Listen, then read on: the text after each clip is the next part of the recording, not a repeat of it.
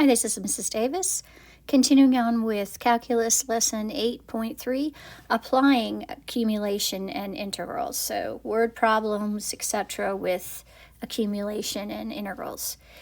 So the first thing that kind of overlapped a little bit is to explain that when you integrate a rate, you get net change. Okay, so the rate integral of the rate of change is net change or displacement. Okay, so integrate a rate and you get net change. I guess it makes more sense if you say integrate rate of change and you get net change.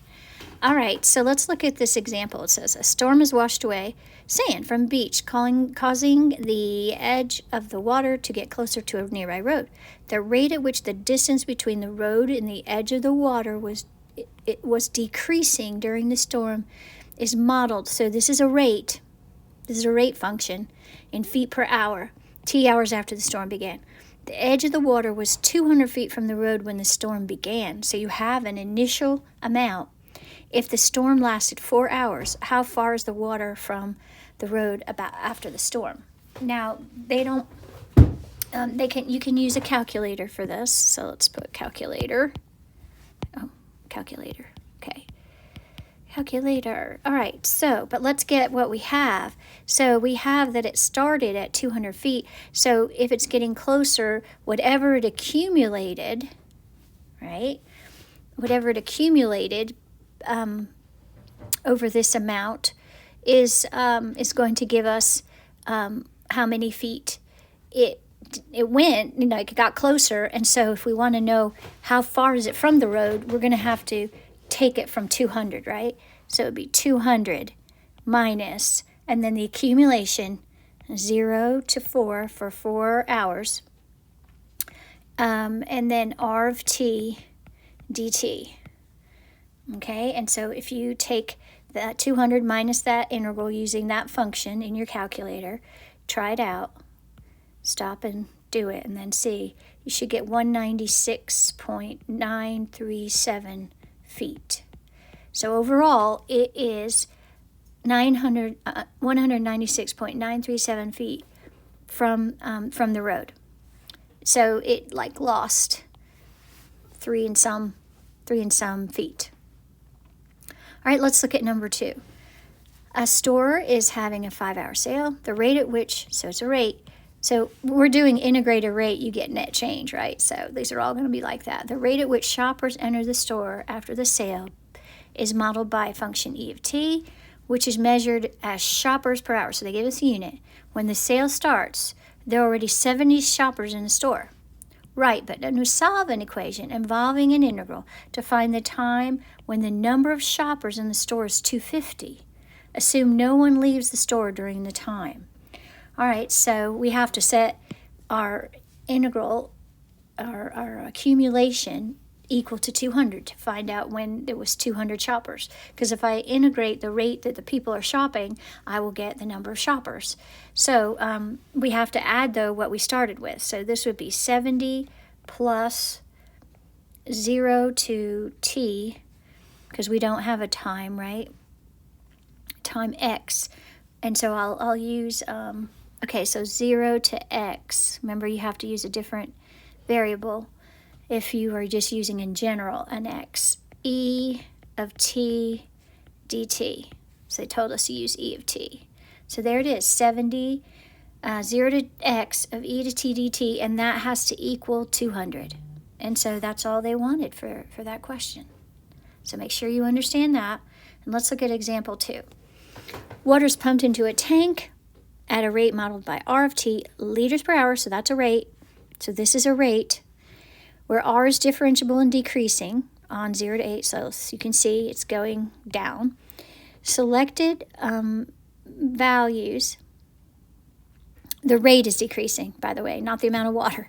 Selected values of R of t are shown. At time t equals 0, there are 5,000 liters of water in the tank. So the first thing I want to know was, what does 0 to 8 R of t dt represent? And that would be the amount of water that's being pumped into the tank over that 8-hour period, right? So, because this is a rate, so we're getting liters per hour, and if we integrate liters per hour, we get liters, right? So that would be the amount of water pumped into the tank over the 8-hour period.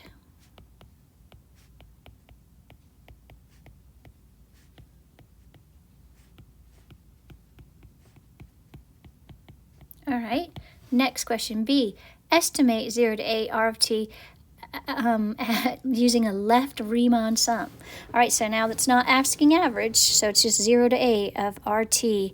So let's look at our intervals. It goes 1, and then 2, and then 3, and then back down to 2. So if we want to estimate this, remember how I told you how to do this. You're going to use your intervals first. 3 plus 2. And now it's a left Riemann, so we don't use that one. So it would be 3,000, 2 times 2,500, 3 times 2,100, and 2 times 1,500. Okay, and if you add that together, you get, let's see, 17,300 liters.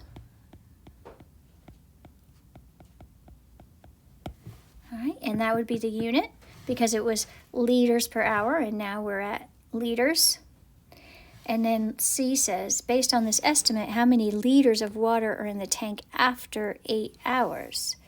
So if it started out at time is 0, there were 5,000, and then it accumulated to be 7,300, okay, then we say that would be adding those two together, right? 17,300 plus 5,000 is equal to 22,300.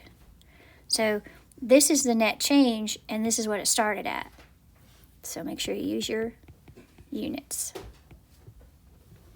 All right, last example. Same scenario, but this time the table values represent WT, the liters, not a rate, and it's given at time t. So they want to know this time what does 0 to 8 W prime of t represent. Okay, so we would have to say this is the rate, right? And so the number of liters in the tank after 8 hours. So they gave us the rate here. So remember, when you integrated a rate, the W prime of t would be in liters per hour.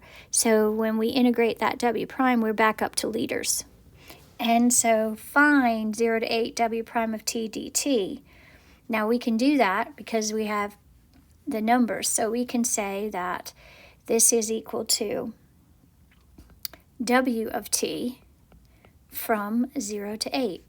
Not W prime, right? When we integrate W prime, we get W. So that's W of 8 minus W of 0, which is 22,000 minus 5,000, which is equal to 17,000 liters. Here we go. All right, so that's the end of lesson 8.3.